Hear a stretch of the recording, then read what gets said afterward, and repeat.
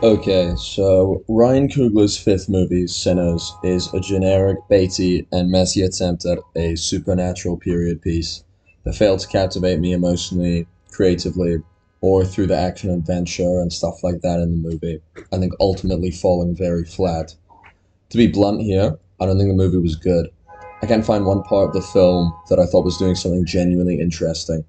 The film was severely average, as in like 5.5 IMDb average. It felt like a normal action movie that was a regular thing like 20 years ago. Fast, energetic, not taking itself too seriously, with some kind of maybe deeper human meaning underneath. And maybe a bit shit, which is totally okay. I can't hate on it for that, but holy shit, I think that's all the movie is. The more I watch this film to understand why it's so beloved, the more I think it's genuinely bad. Maybe I'm unfairly trying to find something the movie intentionally is not trying to provide, or some other naive, unjust problem I have with the film is clouding my views. I don't know. But regardless, the film is not special to me, and I struggle to enjoy it in almost any capacity. The adequate. I would say the biggest strength of Sinners is the diversity in its genres. Western, musical, political, romance, action, horror, vampire, the list goes on. I think it's undeniable that, at least on the surface of the film, it is ambitious in the scope of its genres. It is bridging together a lot of different worlds here, and I think the film, to some degree, has a backbone when doing this. The film is fine letting all the different genres take front and center at different points in time and tries to be self aware in its own way whilst doing this, I think. The musical scenes, such as I Lied to You, performed by Miles Canton, although it kind of made me feel like I was watching one of those 100 years of hairstyle videos. I totally understand why people love it so much. It's not exactly my thing, but I don't think that is a reason to think that it is anyway bad. I think the scene is good. And I think some of the other music scenes definitely have an energy to them that feels authentic to the style and vibe that the movie is going for. Other than that, and maybe this is going to sound very backhanded, I think the film has evidently tapped into some market that I cannot understand. And I think the mere fact of its profit and uh, critical and commercial acclaim means that it is definitely worthy of praise in regard to those things. I mean, even if I don't think that it is a very valid praise. The bad. I'm going to start with the cohesion, or rather the incohesion first. Now, despite my praises regarding the collaboration of genres brewing in the film, I don't think the film itself is cohesive. To me, it watches episodically, but not like episodes from the same TV show, rather, a bunch of different episodes from totally different TV shows. My gut reaction on my first watch was that the movie felt all over the place.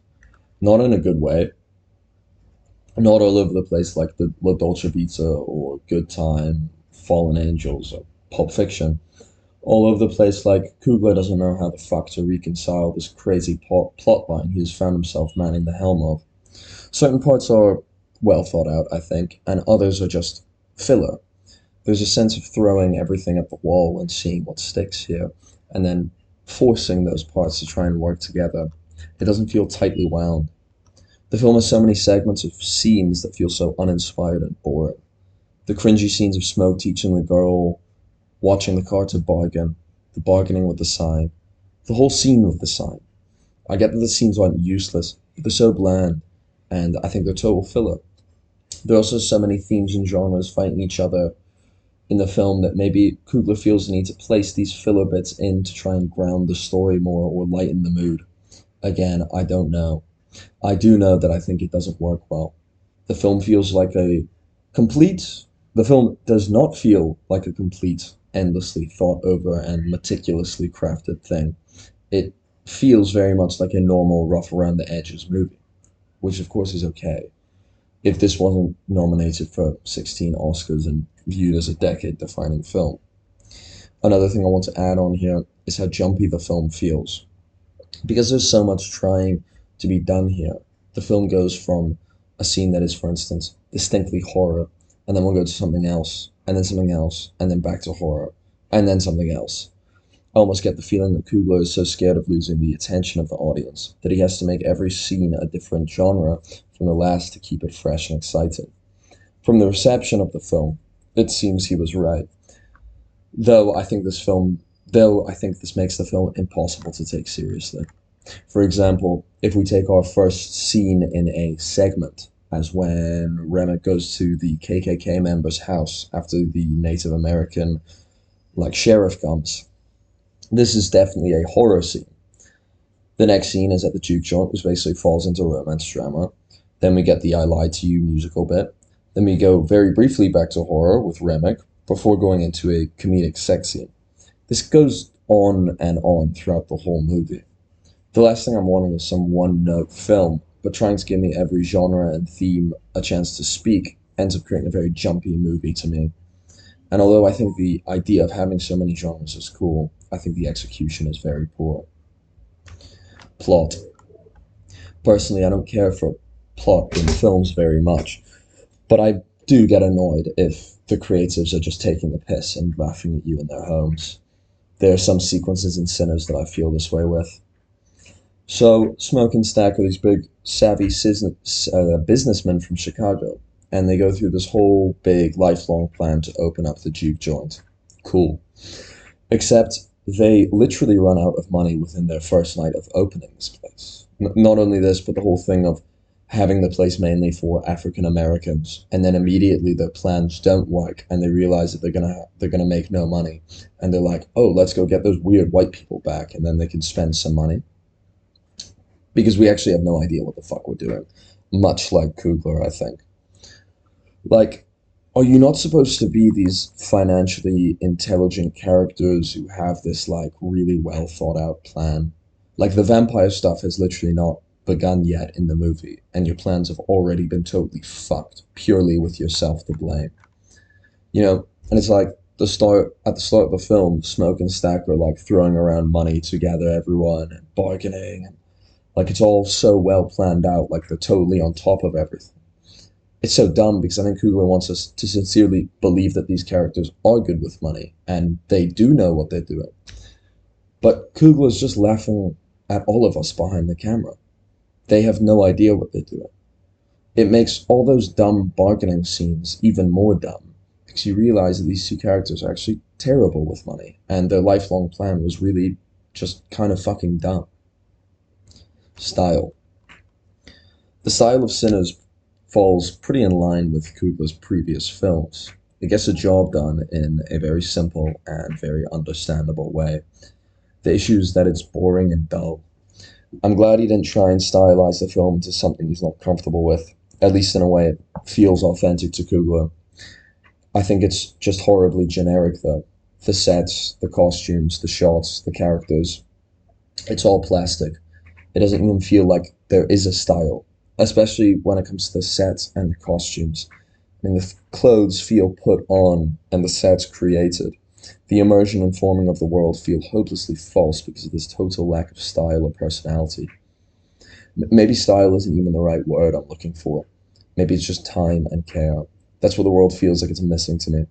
I wish there was something more here, something alive and wanting to evoke feeling within you. But unfortunately, it's all dry. Dialogue. The dialogue in Sinners is bad. Can't find another way to say it. I feel like I'm watching people in dress-up talk and not a movie, and there is a distinction there. I can't take any of the dialogue seriously in Sinners because the movie never takes itself seriously for the genre or genres that it is in. The characters are bland and boring, and there's almost nothing that they talk about which holds any fucking substance. I know the movie is intentionally not a serious drama. I'm not saying you go Manchester by the Sea of Seventh Seal here, but almost all the dialogue in Sinners has so little depth to it. It exclusively is put there to either shock or entertain, which makes me basically not give a fuck about it because it really doesn't matter. Not only this, but the dialogue in Sinners does not respect you as an audience member. Basically, everything that happens visually in the movie is then repeated by a character, so that there is no doubt that yes, they are vampires. The gravestone is our dead son. Music conjures spirits, yeah, music conjures spirits. The racist guy in the beginning, yup, he's racist. There's no trust in the audience here in this movie. Everything is explained bar for fucking bar. and it's just needless and annoying. Characters. As I mentioned before, the characters in Sinners come across as basically whatever. Starting with the main two, Smoke and Stack, what I will say is that these two remain consistent the whole movie, if nothing else. Smoke is the more serious, business orientated, and Stack is the bad boy charming of the two. But I feel like there is simply not enough trust given to the viewer to allow for any depth to them. Coogler doesn't allow for any subtlety or ambiguity for either character, and confines them into very distinct archetypes that end up making them boring.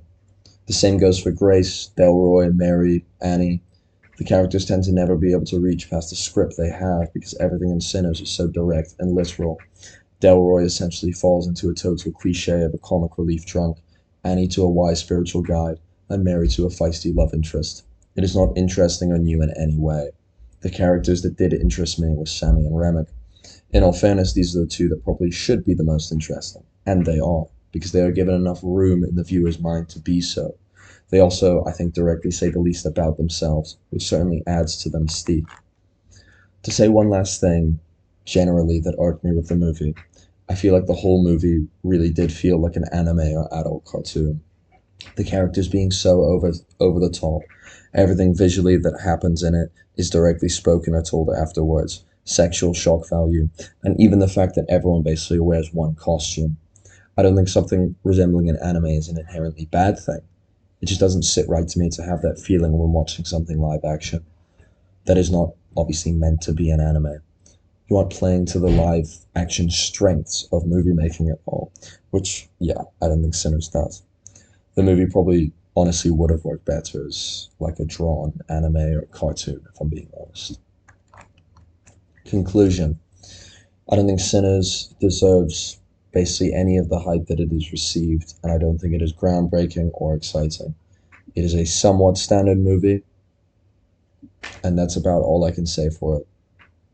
Thanks.